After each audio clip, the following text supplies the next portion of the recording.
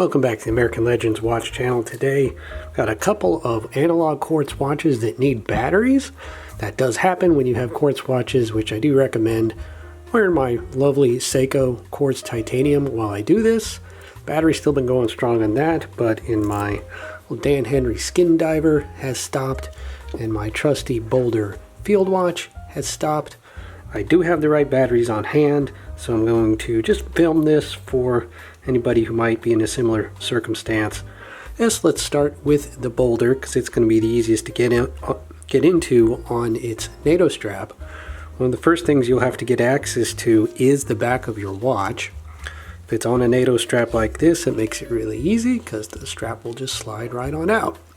If you're on a metal bracelet like the Dan Henry is, then you'll have to at least take the bracelet loose, if not off, partially to get at the case back. Once you're at the case back, then you need to see how is it screwed in or attached, and most of them will have these little indentations around, which means you need a tool to get in there, which are inexpensive, but you will need one if you're going to do this yourself. Here's a typical one I bought off of Amazon. Typically these will come in nice kits for $5 or $10 with a bunch of other stuff. You can look for case opener tool. And basically it is going to have two little prongs and an adjustment screw, which will move them in and out in order to get to the right diameter to get into the little notches in your case back. Alternately, another tool you can use for this is a rubberized ball like this, and if your case is not too tight, then the rubber ball like this will be able to just put enough friction on it to unscrew it, but that only works some of the time if it's not in there too tight. Otherwise you're going to have the case back opener tool. So let's adjust it here to the right diameter. Be careful because the ends of the case back opener tool are metal, so you don't want those prongs accidentally scratching the back of your case back. Once we're at the right diameter, you give it a little twist and just unscrew it until it comes completely off. Now we're inside the watch. In this case, the quartz movement is much smaller than the case diameter. So it's got this plastic retaining ring that's going to have to come out. Carefully remove that retaining ring, put that to the side, and then there's the battery. Zoom in even more, and depending on the watch you might have a little retaining ring. This one does not. This one is just going to flip out on this edge. It's just kind of overhanging the movement, and that comes out. And then you need to, if you haven't already figured out what kind of battery is in your watch, then you can just kind of zoom in or take a picture and zoom in, or if your eyesight is good enough you might be able to read what that is. I've already looked at this and it's going to fit one of these Duracell 377s that I happen to have handy. So let's go ahead and do this. Get into the other side. It's good to have some of these on hand. Once you know what kind of battery your watch has, just go ahead and get a pack, one or two. You want to make sure that we are reinstalling the battery right side up, which was the flat side with the markings on it, which is every watch I've ever seen, that is the correct orientation. But just be sure on your watch. Now that we have that popped back in there, easy enough. We'll put the retaining ring back in, snap down all the way. Now the case back needs to go back on. Just kind of go counterclockwise until you feel it drop down into the threads, and then you can tighten it. Just hand tight, don't over tighten it, just until it's snug. That's enough. Loosen the case back tool, that comes off. All right, make sure we're now ticking, and we are. Back in business. Put the NATO strap back on it. And then the last order of business will just be to reset the time. Thank you. All right, so pop out the crown, advance. It's always a good idea to advance and not go backwards.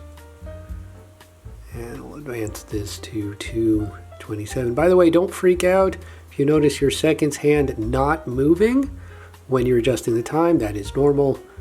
Seconds hand is supposed to stop to let you get an accurate setting on the time. All right, Boldr's done.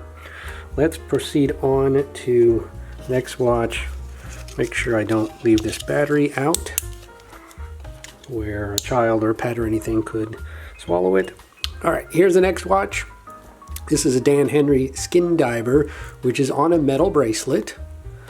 This particular metal bracelet has quick release little tabs where it meets the case. So I'm going to make use of those. If your watch does not have those, then the easiest way to get the bracelet out of the way would be by releasing one of these pins here where the clasp attaches. You can, if you don't have a special tool, you can just put a little safety pin in there to pop that loose. But this does have these quick release tabs. Thank you very much, Dan Henry. So I'm just going to pop those out of the way and move the cat out of the way. Thank you. All right, so with the bracelet now out of the way, I've got a clear access to the case back. Once again, could try the rubber ball tool, but since I have the case back opener right here, we'll use that again. Dial it into the right diameter. Be careful not to scratch the watch. And there we go. Counterclockwise to open it. A few turns. And this obviously a very different movement from what was inside the first watch. Much larger, you can see more of the electronics, they're exposed. Let's see if I can get under the side of that. Try it out without taking out any of those screws. And yes, there it went. So did not have to take out any of those screws. Apparently just holding the movement together. This particular battery, a little bit larger than the previous one. This is a, it's going to match this SR920SW, which is the same as a 371. So you can find these batteries, if not at your local drugstore, hardware store, something like that, you can order them on Amazon. Multiple packs. Once again, the writing on the battery is going to be right side up. Get out the new battery.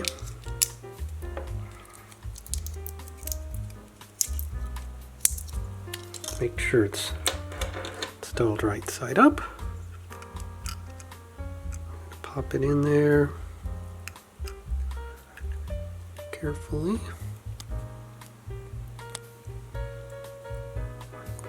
All right, try to pop that back in there carefully. Sometimes you have to get it under a little hanger. There we go. All right, back in there. We'll flip it over. Make sure we're running, and we are. Good times. All right, ready for the case back to go back on. Easy enough. Beautiful case back here on the Dan Henry. And again, we'll just go counterclockwise till we feel it pop in, and then clockwise just until it's firm. Good enough. For this watch, again, it has these little double release tabs on there, which is handy. So I'm going to pinch those two together, put the end back in against the watch, and voila, back together. All right, this watch, again, not a screw down crown, so we just pull out the crown, advance it around. It's now 232.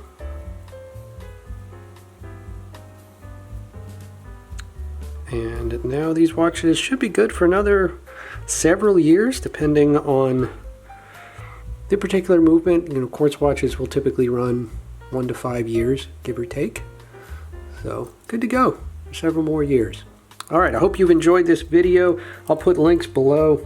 Hope you found this useful. I'll put links below to case opener tool and other useful tools and batteries here on Amazon. Until the next time, God bless and have fun out there.